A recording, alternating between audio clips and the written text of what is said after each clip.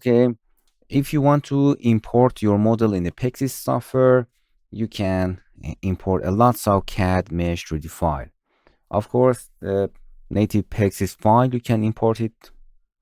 You can import 3ds max file. All of this stuff is a mesh for polygon modeling. You can insert 3dm files for Microsoft and printing. You can import ACIS file format. This is for CAD system.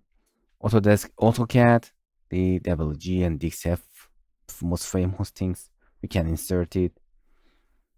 You can import Autodesk Alias for NAPS-based modeling. These are NAPS. The famous FBX for 3D Max, Maya, Motion Builder. Inverters, the CAD software. You can import its file. Autodesk Navisworks, you can import these formats. Autodesk Revit for architectural purpose, you can import their formats. AutoCAD Recap, you can import this format. Autodesk VRED for visualization, you can import it. CATIA is the most famous and powerful for heavy industrial CAD design. Famous Collada format, Creo. All of these formats, the CAD software, advanced mechanical CAD software. All of this CSV files for web-based, for AI and VR, GLTF, GLB files. You can import the GN files for Bentley or GDS files. You can see it's for IBM architectural purpose IFC files. It's Revit, ArchiCAD, and other CAD for visualization and BIM. IGS file, GT file, JT file for Siemens. The most famous 3D mesh format, OBJ file. Siemens NX files, you can import it. Per Solid, you can import all of its formats. It's for CAD design, NURBS, CAD, Mesh, BREP. I will be explaining it next lesson to recognize the difference between them. 3D PDF, PLM formats, point cloud formats. You can see these are famous point clouds. You can insert it.